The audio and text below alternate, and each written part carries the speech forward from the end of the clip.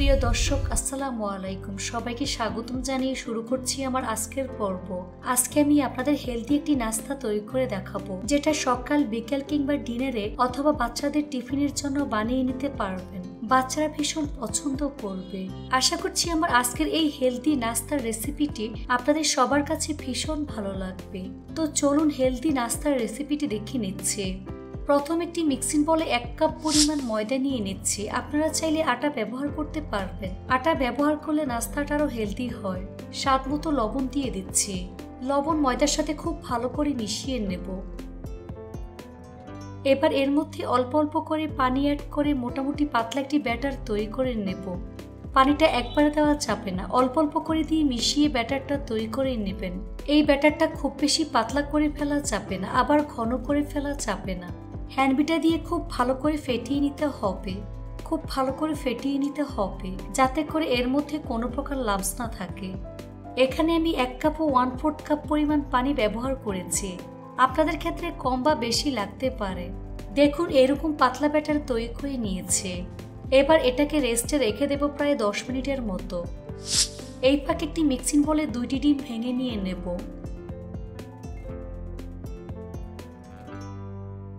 সাথে 2টি কাঁচামরিচ কুচি দিয়ে দিলাম। একটি ছোট সাইজের পেঁয়াজ কুচি, আর পেঁয়াজটাকে হাত দিয়ে একটু ভেঙে নিচ্ছে। 2 টেবিল চামচ পরিমাণ ধনিয়া পাতা কুচি দিয়ে দিলাম। স্বাদ মতো লবণ দিয়ে দিচ্ছে। তারপর সবকিছু খুব ভালো করে মিশিয়ে নেব। নিয়েছি, এবার এটাকে এক সাইডে রেখে দেব। এবার নাস্তার জন্য সালাদ রেডি করে নেব। এর জন্য মিক্সিং বলে 1 কাপ পরিমাণ শসা কুচি নিয়ে নিচ্ছি। সাথে একটি ছোট সাইজের পেঁয়াজ কুচি, 2টি কাঁচামরিচ কুচি দিয়ে দিলাম। দিয়ে দেব স্বাদ অনুযায়ী লবণ। তারপর 1 টেবিল চামচ পরিমাণ মেয়োনিজ দিয়ে দিচ্ছি। সাথে 1 টেবিল চামচ পরিমাণ টমেটো সস দিয়ে দিলাম। আপনারা চাইলে শুধুমাত্র টমেটো সস ব্যবহার করতে পারবেন। এবার চামচ দিয়ে সবকিছু আলতোভাবে মিশিয়ে নিচ্ছে। সালাডটাকে কিন্তু হাত দিয়ে মাখানো যাবে না, তাহলে পানি বের হয়ে যাবে।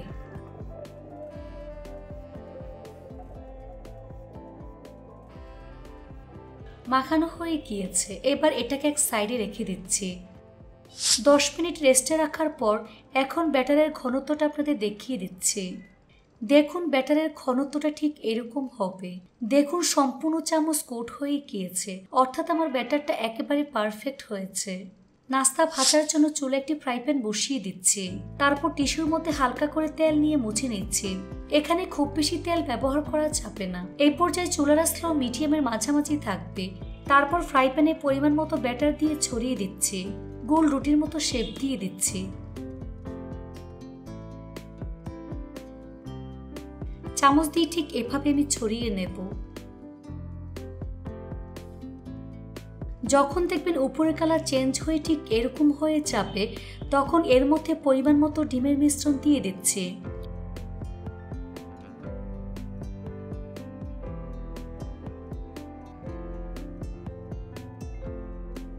সম্পূর্ণ রুটির উপর ডিম ছড়িয়ে দিতে হবে।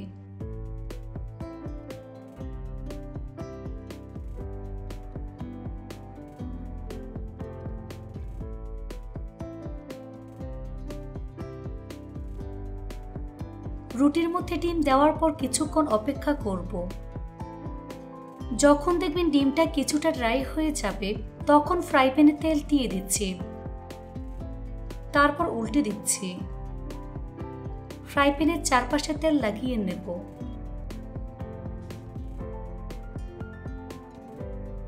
এই পর্যায়ে চুলার স্লো মিডিয়ামের মাঝামাঝি রেখে এক সাইডে ঠিক এভাবে লম্বালম্বি করে সালাদ দিয়ে দিচ্ছি।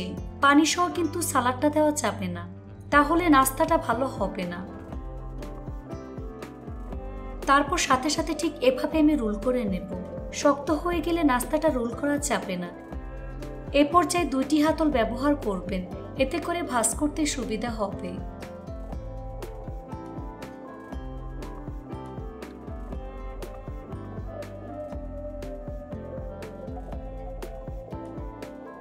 এভাবে কয়েকবার উল্টে পাল্টে নাস্তাটাকে একটু সময় নিয়ে গোল্ডেন ব্রাউন করে ভাজতে হবে।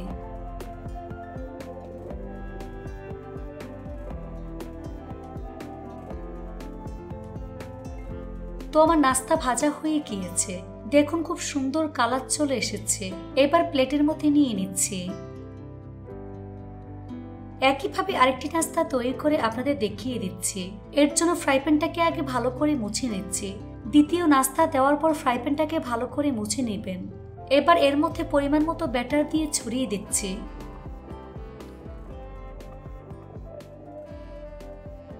উপরের পাশ কিছুটা ড্রাই হয়ে আসলে এর মধ্যে ডিমের মিশ্রণ দিয়ে দিচ্ছি।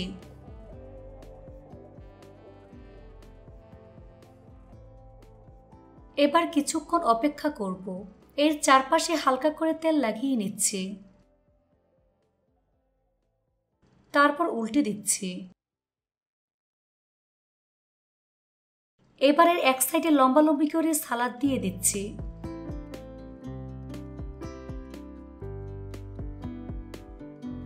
তারপর সাথে সাথে রোল করে নিতে হবে।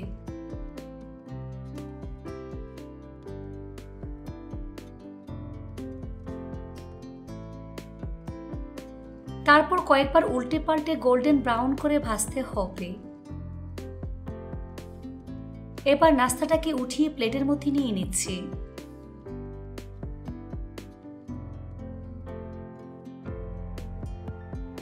সবগুলো নাস্তা একইভাবে আমি তৈরি করে নিয়েছি।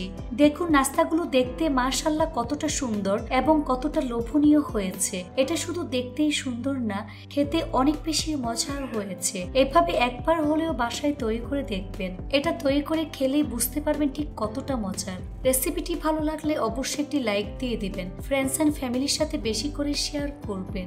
আর আমার ফেসবুক পেজটি ফলো দিয়ে রাখবেন। সবাই অনেক বেশি ভালো থাকবেন। আল্লাহ হাফেজ। আজকে আমি আপনাদের হেলদি একটি নাস্তা তৈরি করে দেখাবো।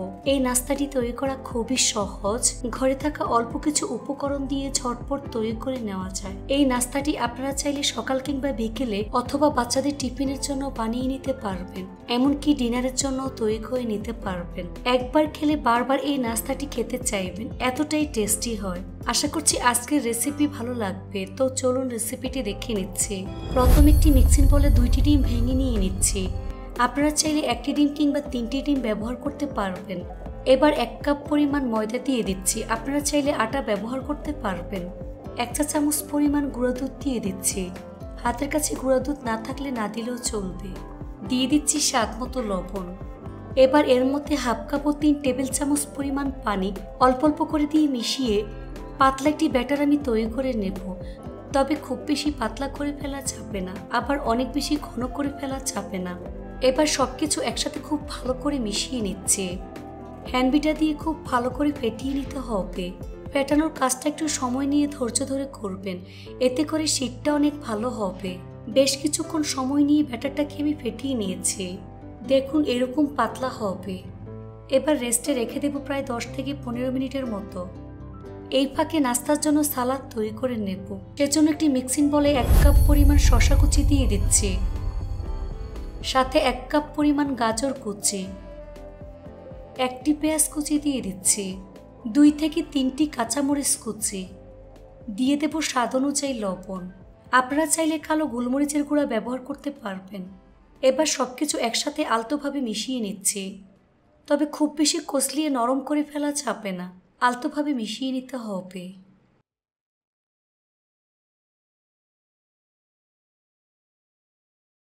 মিশানো হয়ে গিয়েছে। এবার এটাকে রেস্টে রেখে দেব প্রায় 5 মিনিটের মতো। এই ফাঁকে চুলে একটি ফ্রাই প্যান বসিয়ে এর মধ্যে সামান্য পরিমাণ সয়াবিন তেল দিয়ে দিচ্ছি। এখানে মিক্সিং বলে 2টি ডিম নিয়ে নিচ্ছি। এর মধ্যে স্বাদ মতো লবণ দিয়ে ডিমটাকে খুব ভালো করে ফেটিয়ে নেব। খুব ভালো করে ফেটিয়ে নিতে হবে যাতে করে এর মধ্যে কোনো প্রকার লাম্পস না থাকে। আপনারা চাইলে এখানে 1টি ডিম ব্যবহার করতে পারবেন। তেলটা মোটামুটি গরম হয়ে গিয়েছে। এবার এর মধ্যে ডিমের মিশ্রণ দিয়ে দিচ্ছি। ডিমটাকে ভেঙে ঝুরঝুরা করে নিতে হবে, অর্থাৎ ডিমের স্ক্রাম্বল তৈরি করে নেব। এভাবে 1 থেকে 2 মিনিটের মতো সময় নিয়ে ডিমটাকে ভেজে নিতে হবে।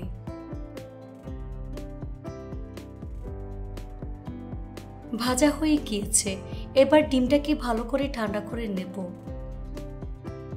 তো ডিমটাকে ভালো করে ঠান্ডা করে সালাদের মধ্যে দিয়ে দিচ্ছি। তারপর আলতোভাবে মেখে নিতে হবে।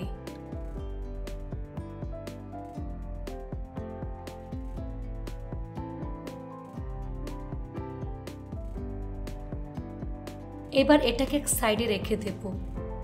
ফিরে আসলাম 15 মিনিট পর। এখন ডোটা দেখিয়ে দিচ্ছি ঠিক কতটা পাতলা হবে। দেখুন ঠিক এরকম পাতলা হবে। চামচের মধ্যে ঠিক এভাবে দাগ টেনে নিলে দুইবার যখন মিশে যাবে না তখন বুঝতে হবে ব্যাটারটা একেবারে পারফেক্ট হয়েছে। এবার শীটের জন্য চুলে একটি ফ্রাই প্যান বসিয়ে এর মধ্যে সামান্য পরিমাণ সয়াবিন তেল দিয়ে দিচ্ছি। তারপর ব্রাশ দিয়ে সম্পূর্ণ ফ্রাই প্যানের মধ্যে তেল লাগিয়ে নিতে হবে।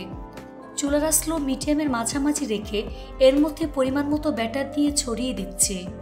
এই পর্যায়ে চুলার আঁচ বাড়ানো যাবে না, চুলার আঁচ বাড়ালে শীটটা ছড়াতে অসুবিধা হবে। এবার ফ্রাই প্যানের হাতল ধরে ঠিক এভাবে ছড়িয়ে দিচ্ছি। তারপর নিচের পাশ হওয়া পর্যন্ত অপেক্ষা করব। শীটটাকে যতটা সম্ভব পাতলা করে বানাতে হবে।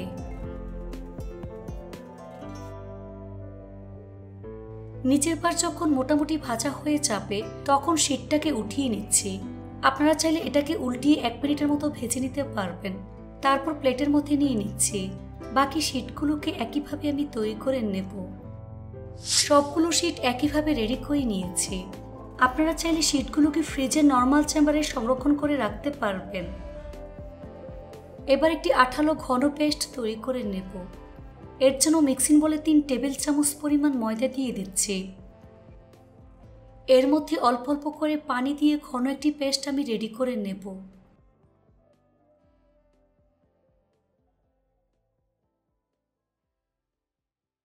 এবার এটাকে এক সাইডে রেখে দেব। তারপর প্লেটের মধ্যে একটি শীট আমি নিয়ে নিয়েছি। শীটের মাঝ বরাবর পরিমাণ মতো সালাদ নিয়ে নিচ্ছি। এখানে সালাদটা আপনারা বেশি করে ব্যবহার করতে পারবেন।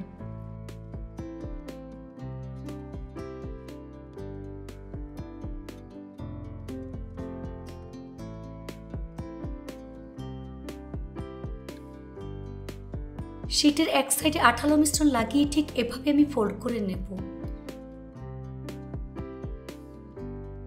তারপর উপর এবং সাইডে আঠালো মিশ্রণ লাগিয়ে নেব।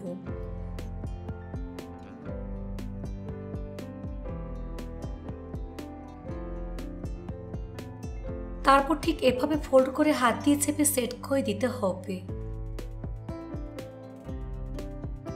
আবারও 2 পাশে আঠালো মিশ্রণ লাগিয়ে নেব।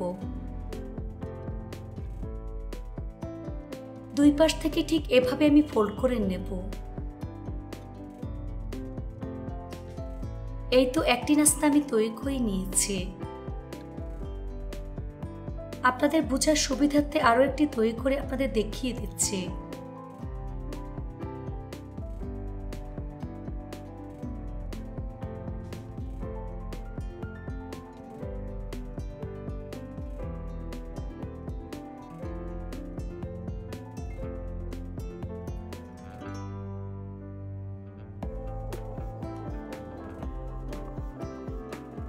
এই তো আরো একটি নাস্তা আমি তৈরি করে নিয়েছি।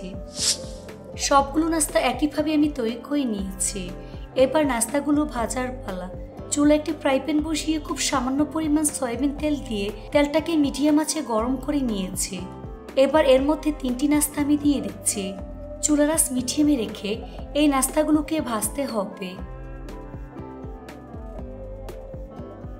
নিচের পাশ মোটামুটি ভাজা হয়ে আসলে উল্টে দিচ্ছি।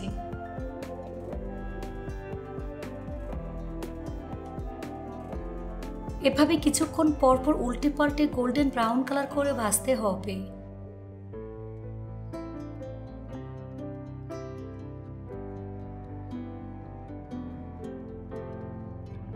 এই তো নাস্তাগুলো আমার ভাজা হয়ে গিয়েছে।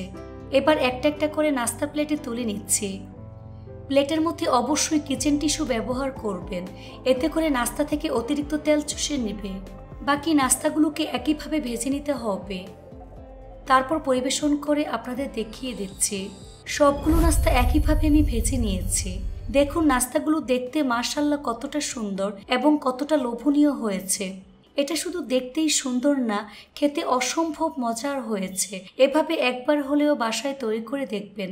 এই নাস্তাটি সকাল কিংবা বিকেলে অথবা ডিনারের জন্য একবার হলেও তৈরি করে দেখবেন।